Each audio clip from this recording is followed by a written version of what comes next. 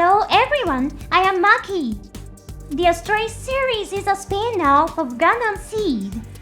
It is known for depicting the world of the TV anime from a different perspective.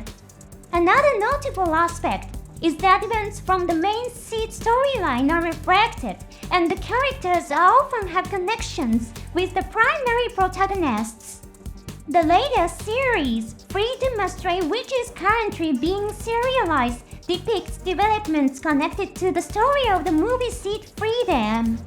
Lastly, a brand new Gundam Astray has been born. Please be careful. This time, I will discuss content that includes many spoilers for Freedom Astray. I will avoid discussing story developments as much as possible, but I will talk in detail about technical settings, which will contain spoilers.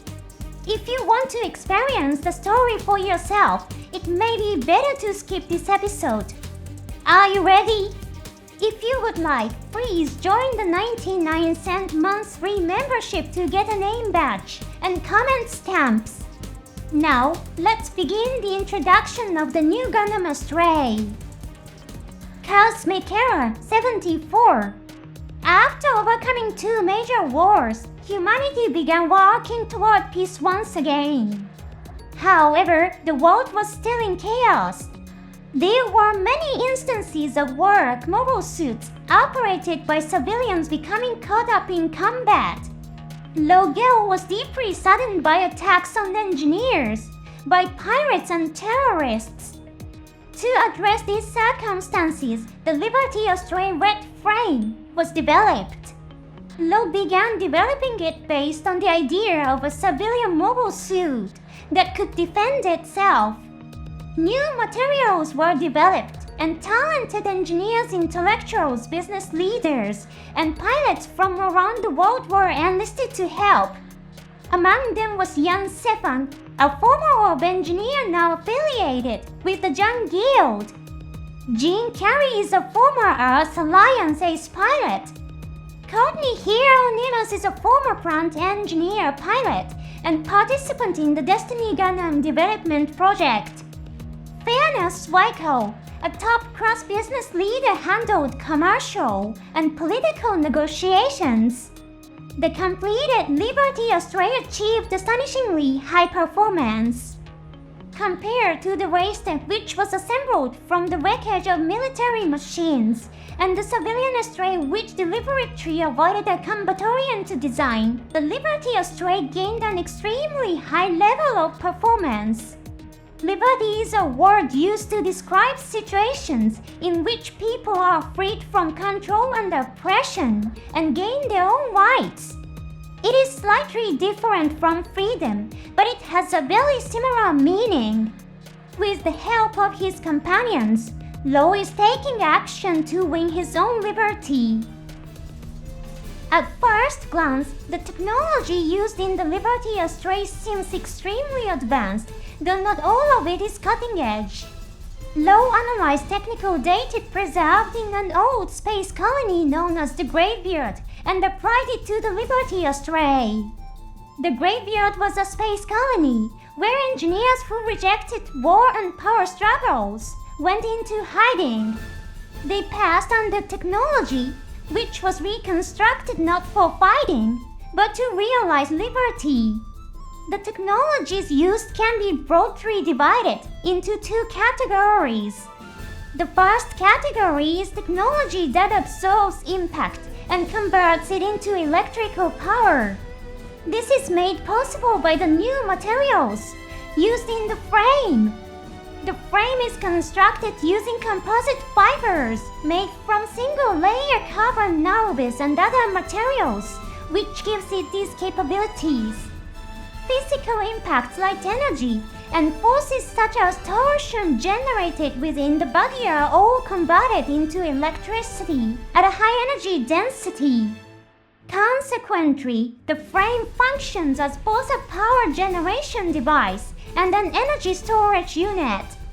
This is an extremely beneficial technology, yet engineers of the Cosmic Era abandoned it. This is because nuclear energy power generation devices are much simpler and can produce a much higher energy output. This new technology is more effective in situations where nuclear energy is suppressed by neutron jammers. Additionally, new materials are used for the external armor to allow light to reach the interior of the frame.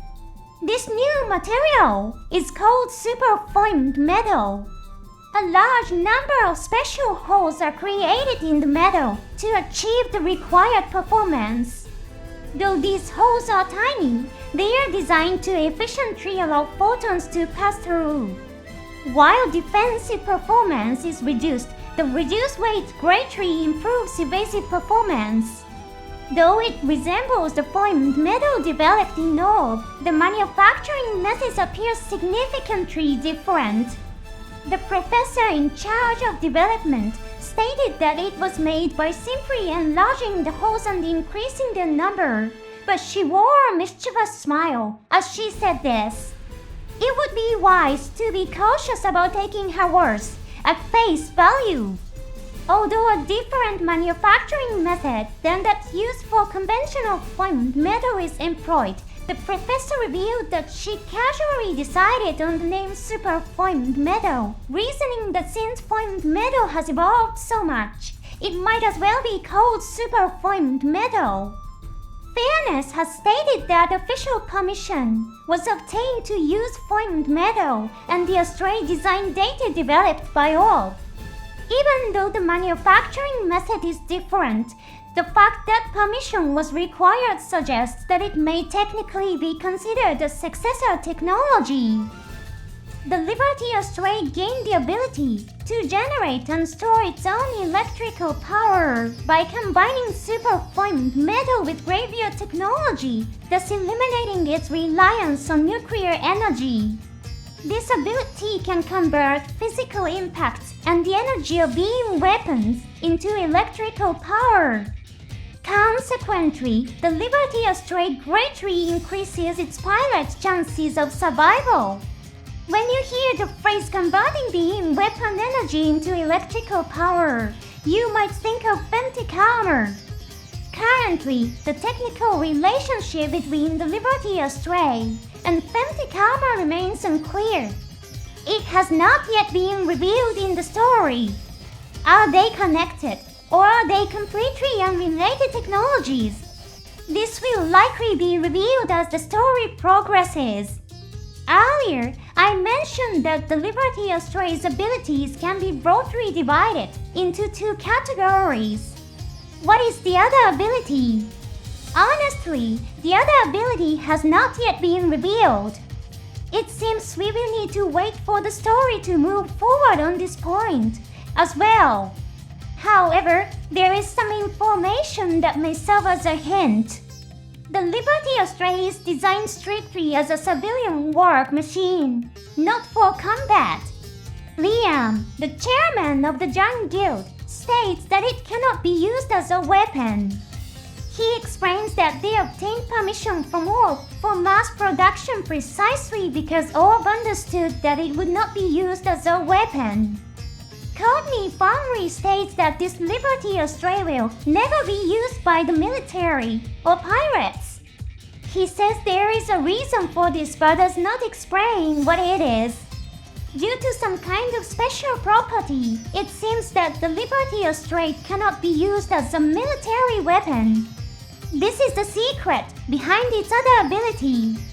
Courtney speculates that Muwakumo Guy would be the only person to try to use the Liberty Astray in battle. Why would Guy try to use the Liberty Astray?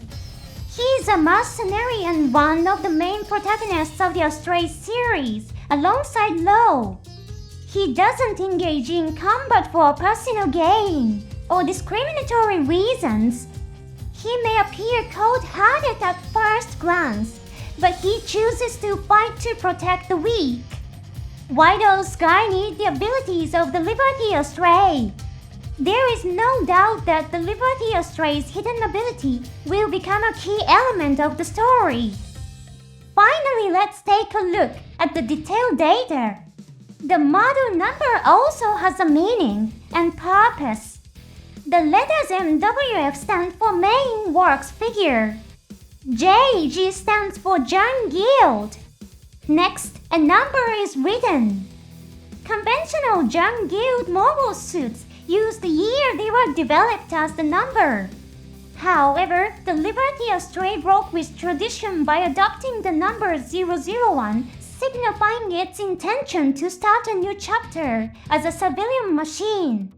Its overall height is 19.3 meters. It is taller than the original Astray. This change in height is due to a redesign of the joint structures. It weighs 47.6 tons. This is lighter than the original Astray.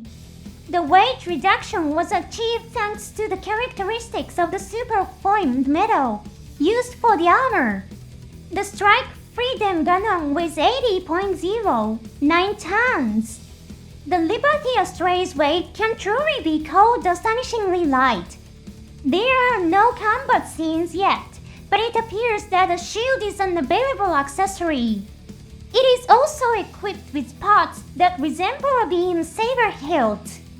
Furthermore, it has been announced that Master Grade Gunpla will be produced. I am looking forward to seeing what role it will play from here on out. Thank you for watching until the end. See you on the next program.